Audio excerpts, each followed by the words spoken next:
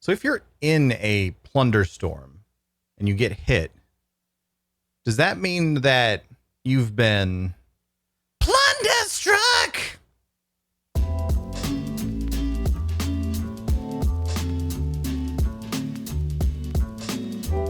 What's up, mateys, and welcome back to Sounds Good Makes Sense, a discussion show for the World of Warcraft player. My name is Devilor, and today, obviously, we're talking about Plunderstorm. I'll be giving my overall thoughts so far on the mode itself and how it plays, as well as some thoughts on the limited time nature of the event and its reward structure, as well as its secret release, the lack of a PTR, and just generally how Blizzard has been presenting this to the public. If this video is somehow the first you're hearing of Plunderstorm, first of all, well, that's actually kind of cool. Thank you.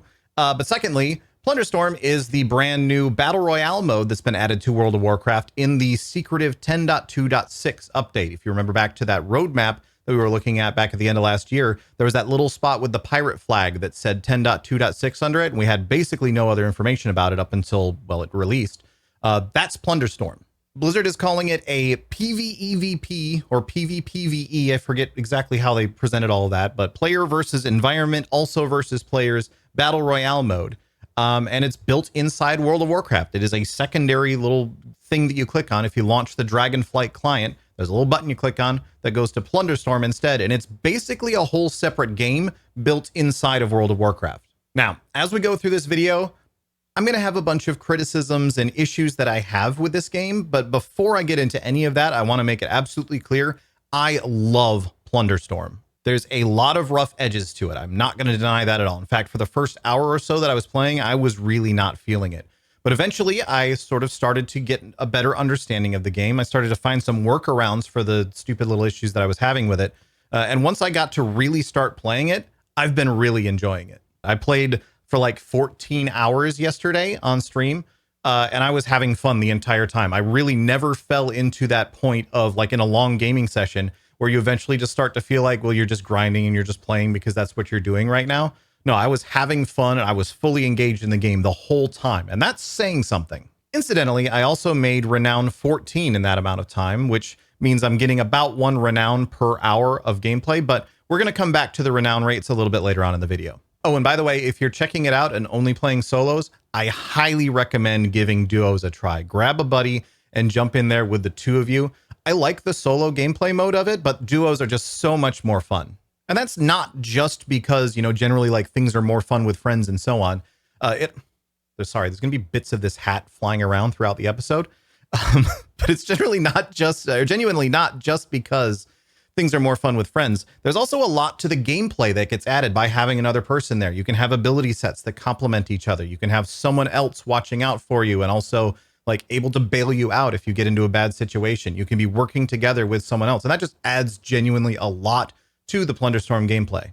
It's enough improved in duos that me might genuinely consider queuing into duos as a solo player if I don't have anyone around to play with at the time, instead of just queuing solo. And I cannot stress enough how unlikely I am to ever do that in any video game ever. Like, despite the fact that I've made a career out of talking to strangers on the internet, I really don't like talking to strangers on the internet. But anyway, yes, I just wanted to make sure it was clear before I get into my big list of criticisms and concerns with the gameplay mode that I do really genuinely love it. I've been having an absolute blast with it, and I highly recommend that you check it out, even if you're not typically into battle royales or PvP. And now that that's out of the way, let's talk about what I don't like about Plunderstorm and what I'd like to see them improve.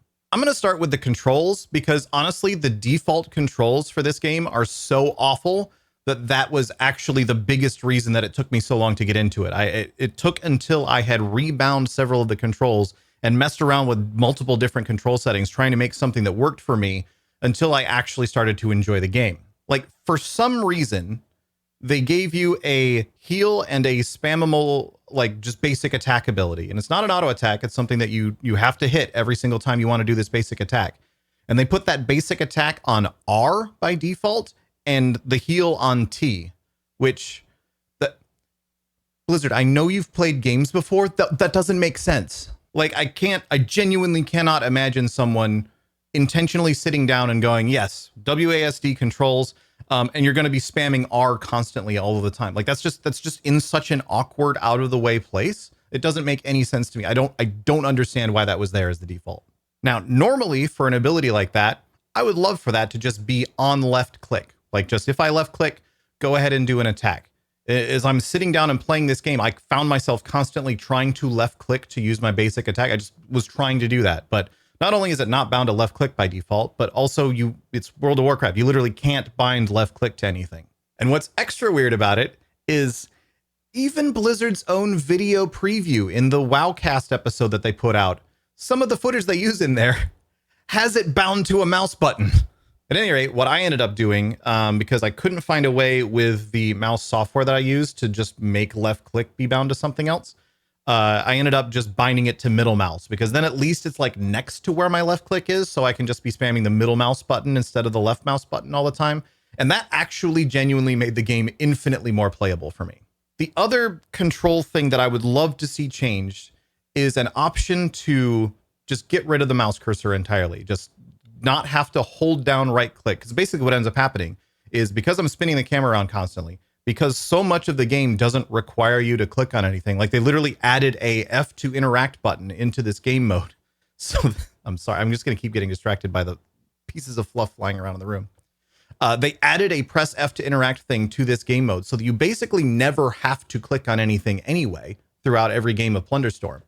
I keep finding myself just holding down the right mouse button for the entire game so that I can just be looking around constantly and playing it like, you know, any other Battle Royale, where you don't have to hold down right mouse to move the camera around. You just move the camera around. Like this is every video game, Blizzard. Every non-MMO video game plays like this. There isn't an option for that. I'm less like upset about that option not being there, because again, it is built off of WoW, but I would like to see that added so that this can play more like what it feels like it's trying to be, which is a standard third-person Battle Royale. And I know the reaction from a lot of people as I say this is probably just going to be, that doesn't make any sense. World of Warcraft doesn't play like that, so why would a World of Warcraft Battle Royale mode play like that? And you're not expressly wrong. It just, like, as I sit down to play this game doesn't feel like WoW to me. This feels like a Battle Royale game that someone built on top of WoW, and WoW is almost holding it back in that regard. Like, if this was a standalone game that they just produced and they said it was set in the Warcraft universe or something, but if it was a standalone game with its own client, I am confident that the default would have been left click for your basic attack, and there would have been no hold down the right mouse button to move the camera nonsense. It would have just been moving the mouse moves the camera full stop all of the time, no matter what. And part of me, in fact, a lot of me really hopes that they end up doing that with this game mode, just making it into its own client entirely, because it really does feel to me like the fact that they're trying to build it on top of World of Warcraft is genuinely holding it back. You guys ever see those like TikTok or Instagram videos where it's like some guy who's making a car, but he's making it entirely out of chocolate or something?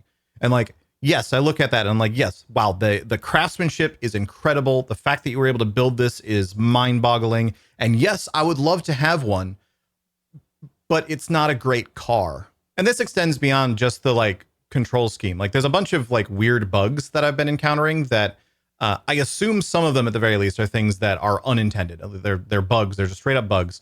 And they were probably either just missed during QA testing or weren't able to be fixed in time or didn't appear until the game actually releases, which is a thing that happens all the time that people like to ignore when they blame QA for problems. But there's a few weird things I've noticed. One of the obvious ones that it's funny to me that this one exists is that when you win a round of Plunderstorm, you get disconnected from the game. And this one has to be a bug didn't exist until it went live problem, because like even the most cynical of cynical jerks could probably not even entertain the idea that somehow in testing no one ever won. But there's some other weird interface things that are going on too, like you have to re-equip your unlocks every time a match starts. Like every time a new round starts, if you've unlocked anything from the Renown track, like the different outfits or weapon skins and so on, you have to actually walk up to an NPC and talk to the NPC in order to equip those things. Now, why that isn't part of the character customization that you can do in advance of that, honestly, the only explanation I can think of is that they needed to use WoW's character customization thing and didn't have the ability to just hook extra stuff into that. Because again, they're building this off of World of Warcraft. Also, side note, regarding the starting area and how you have to walk up to this NPC and talk to him to re-equip stuff constantly, Why does everyone in the starting zone start with a barrel? Why am I constantly getting knocked away from this NPC every single... Why do they have a barrel? Also, while we're at it, why does my zoom reset every time a new game starts? Like, why am I always so close to the back of my character at the start of a new round that if I don't zoom out again, I literally can't see the map when we spawn into the next round? And there's a few other like weird bugs and glitches that I've noticed. Nothing quite so dramatic as the stuff that happens mostly, honestly, in the starting area. But things like a lot of terrain issues, like some of the terrain is just weird. There's spots that I feel like you should be able to walk up that you can't. There's spots where you can double jump weirdly over things. There's spots where you then can't double jump weirdly over things. Sometimes your abilities refuse to go up a hill or through a doorway, which can be really problematic when you're trying to finish somebody off and they run through a door and then your ability just stops on its way to them instead of continuing through and killing them. Now, again, I assume most of this stuff is unintended and just things that weren't caught in testing because there was no PTR for this. They just did internal testing. Honestly, that's a relatively small list of bugs for something that never saw a PTR. So again, kudos to the Blizzard QA team for catching what I assume is a ton of other problems. But enough about the bugs and glitches and control issues and so on. Let's talk about the gameplay itself. Like I said earlier, most people are calling this a PvEVP or PvPvE, however you want to phrase it, Battle Royale. In fact, I'm pretty sure Blizzard actually called it that at some point in some of their like terminology and so on.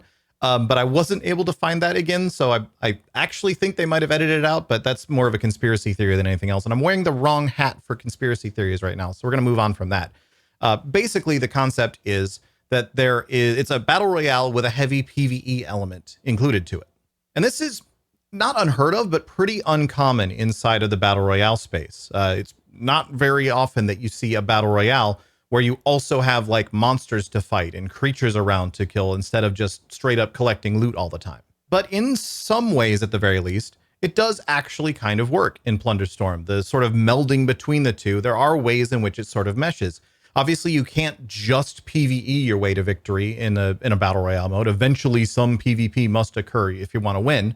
But you also just can't straight PvP the entire time and expect to win either. And this is mostly because experience gain is actually a huge factor in this Battle Royale mode. Most of the time, like once you get really good at a Battle Royale, you can kind of rely on other players to do most of your looting, and you just kill them with whatever you happen to find first, and then loot their stuff. And now you have their stuff. You use their stuff to kill somebody else, collect their stuff, and you sort of treat players like loot pinatas in Battle Royales.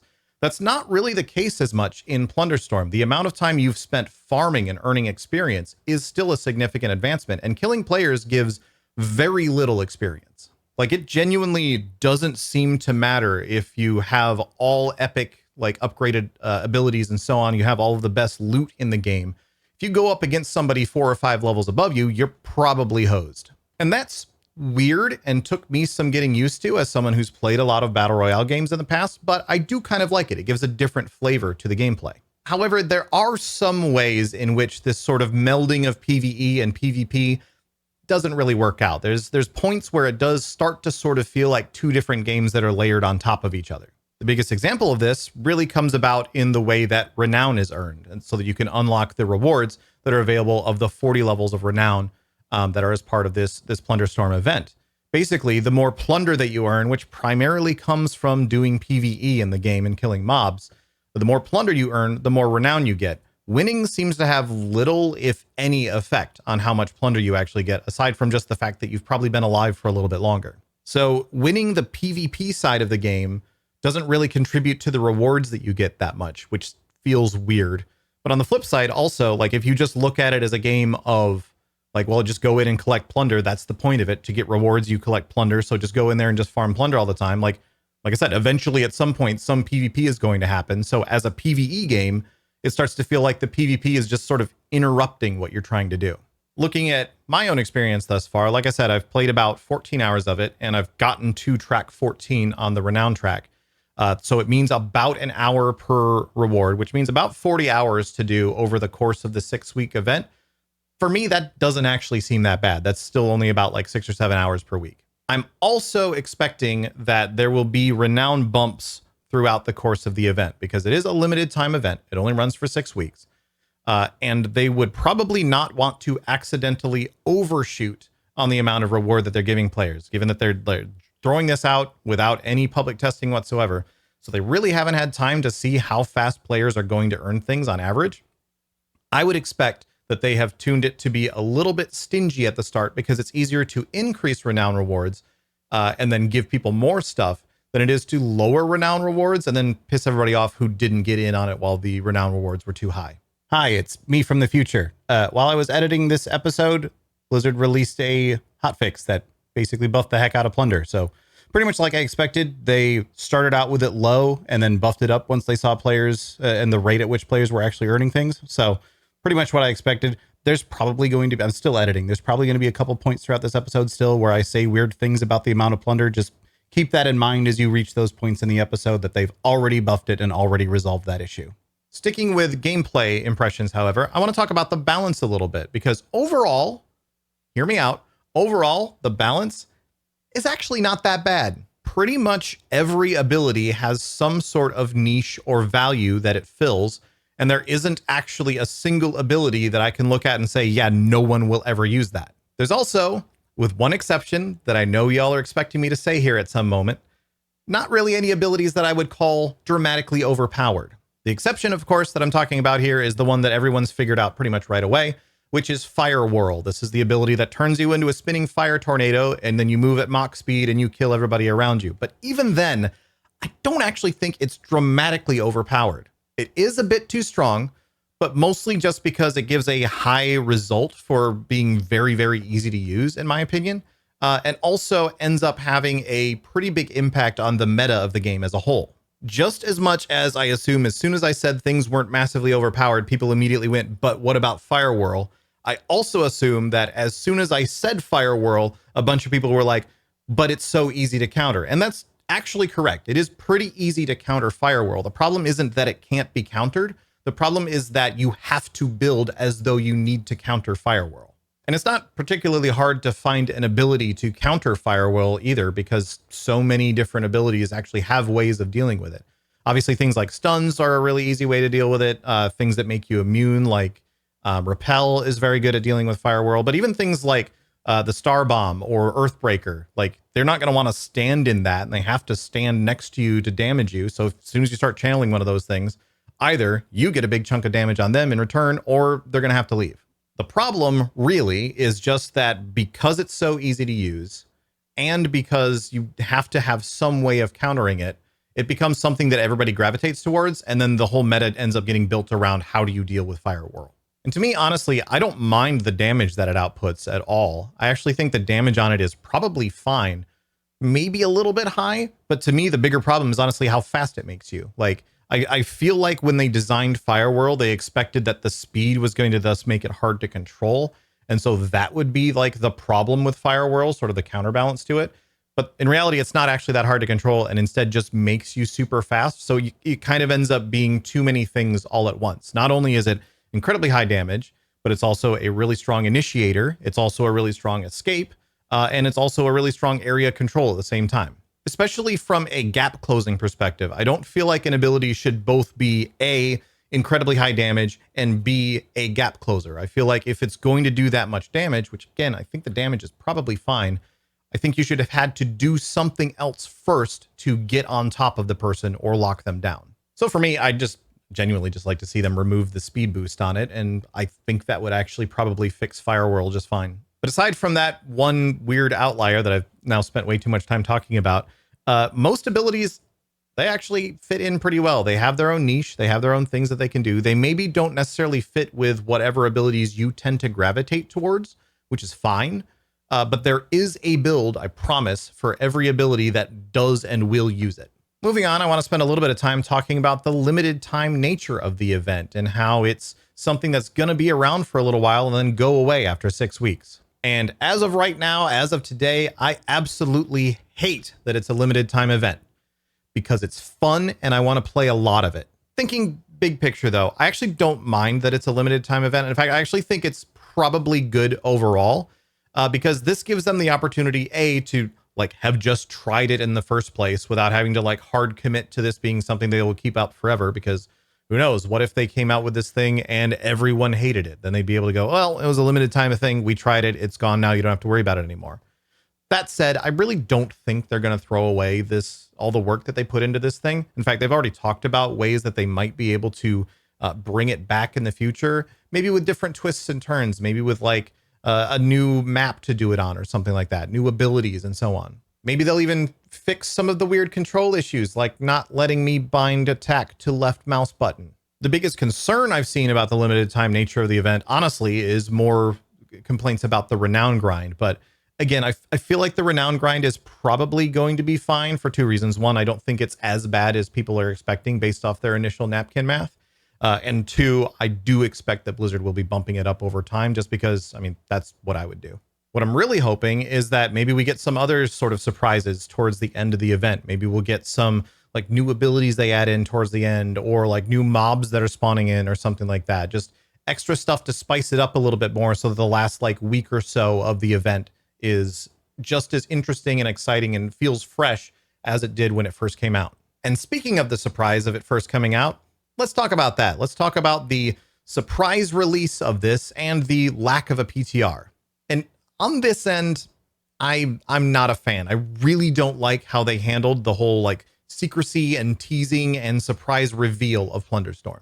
And part of this is I genuinely think that a lot of the complaints that I have about the game plays are the sort of things that would have come up immediately if they'd had some public testing done. If they'd gotten public eyes on this game, there would have been 12 threads in the PTR forum that said, why is R my primary attack? There's just a lot of things that are just naturally not going to come up in an internal testing environment, or are going to be considered lower priority than maybe they would be otherwise. Like something like the R being the default control thing, for example, I can totally see in an internal testing environment, someone says, hey, R is the default control is kind of weird.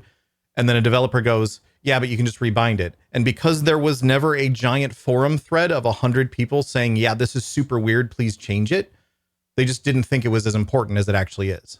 They would have also spotted things like starting everyone with a barrel makes it really obnoxious to talk to the NPC that you need to talk to do most of your customization and so on. And like, again, this is not a slight against Blizzard's QA department whatsoever. These are things that I would not expect to have become something important for them to deal with through internal testing. They were more concerned about things like, how does the balance work? How does the map work? How does the game mode actually work? And again, it's shockingly well balanced. So kudos to Blizzard QA and to Blizzard for nailing that part of it at the very least. But aside from the lack of public testing, we'll move on from that. The reception, the public reception that they got, I don't think the secrecy and the teasing and all of that really did them any favors. Surprise releases, historically, looking at games like Apex Legends, looking at games like Fallout Shelter, those are best when it's a complete surprise. No one saw it coming at all, and there was no reason to expect anything was coming. Like, that's a tactic that you use when you want to bank on the idea that your surprise release is going to be so exciting and so interesting to people that they will then immediately go and play the thing that you're talking about. And you're not giving them any time to worry about what it's going to be like or misinterpret things or so on. You're literally just being like, hey, this thing that looks super awesome that you're super excited about, yeah, you can go play it right now. Go do that. That's when a surprise release works the best. In this case, Blizzard was basically teasing that something secret was coming and that they had a secret and that they weren't going to tell you what it was, but they'd give you little hints here and there, like the pirate flag on the roadmap and so on and so forth. And that just caused people to speculate wildly about what it could possibly be, which means that the majority of people who saw those teases were probably initially disappointed when they found out what it actually was. And that's not because Plunderstorm itself is something that they wouldn't like. It's because they had this other idea and this other theory in mind of what it could be. And when it came out and it wasn't that, there was that initial hit of disappointment of, oh, it's not the thing that I thought it was. And that just tempers your entire approach to something after you've learned that. That just kind of starts you off on the wrong foot as a first impression. It's kind of like I was talking about last week in the video about data mining, where the idea of allowing players to speculate too much about what something is going to be causes them to build up all sorts of different ideas of what that is. And then when it's not that, they don't like whatever it is because they wanted the other thing. And I haven't even mentioned the fact that the entire audience outside of North America and Australia, New Zealand was super worried that they were all just going to get spoiled on something really exciting and not be able to participate on it because they were expecting something spoiler worthy.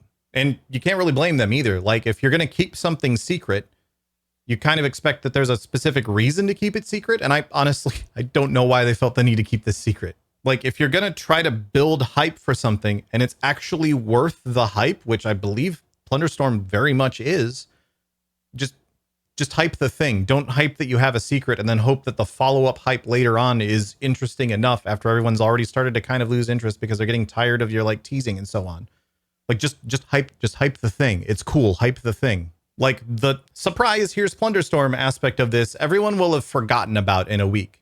But the jankiness and the like, oh, it wasn't this other thing, it wasn't this other thing, that's the sort of stuff that's going to stick with people for a while. Now, all that being said, I don't mind that Blizzard tried this secrecy approach. I don't mind that they gave it a go.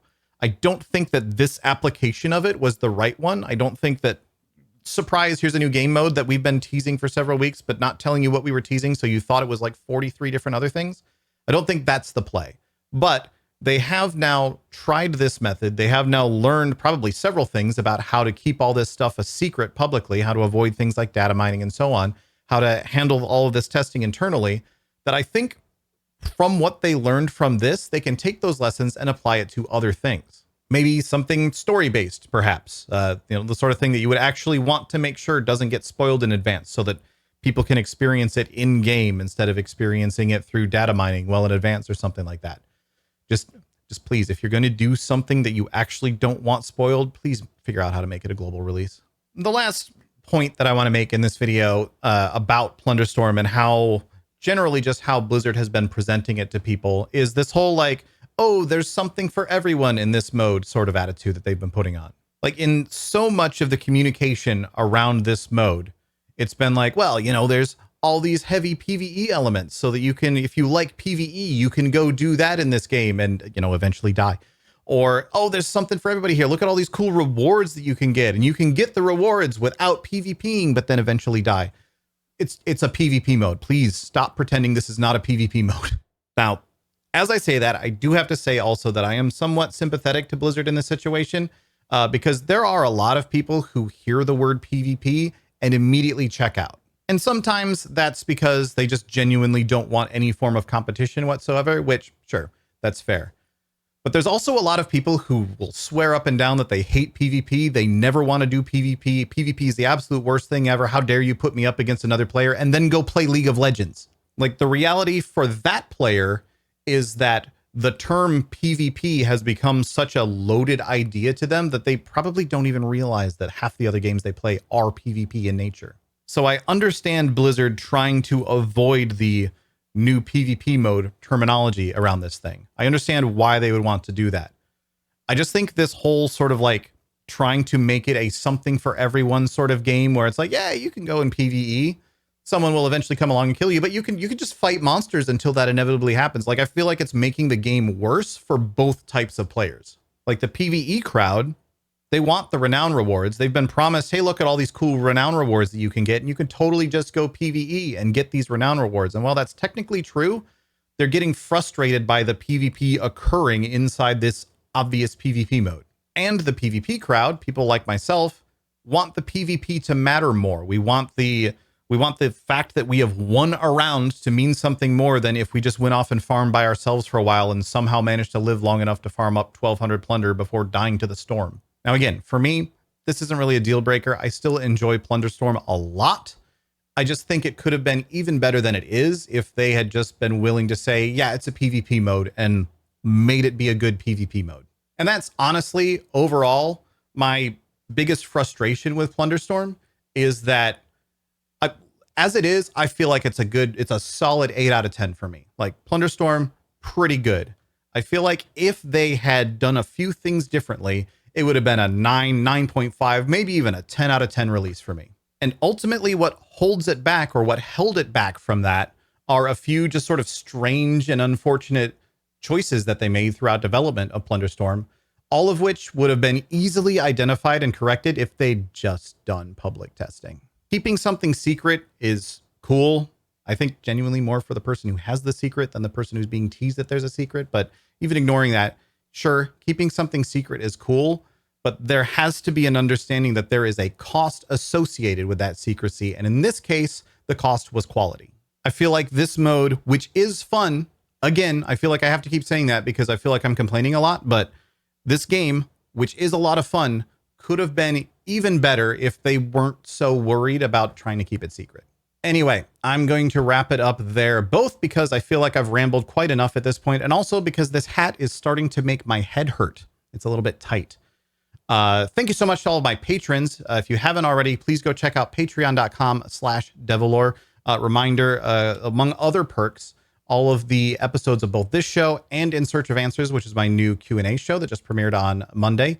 All those episodes get uploaded early to Patreon. Basically, as soon as I'm done editing them, I upload them right away over there, as well as audio-only versions of those. So if you like to listen to the episode on the go and aren't that worried about watching my face or seeing my weird, entirely too tight hat on top of my head, you can do that through Patreon as well. I'm Devilore on pretty much every social media. You can check me out, Twitter, Blue Sky, Threads, etc. I'm on all of those. I keep up with some of them more than others, but you can find me anywhere. And also twitch.tv/Devilore, and usually here on YouTube as well. I've been streaming my streamathon, which is still ongoing somehow. We're on day like 36 now of my 5-day streamathon, which is bonkers, but we're still going with all that. Anyway, that's it from me. Thanks again so much, everybody. I'll see you later.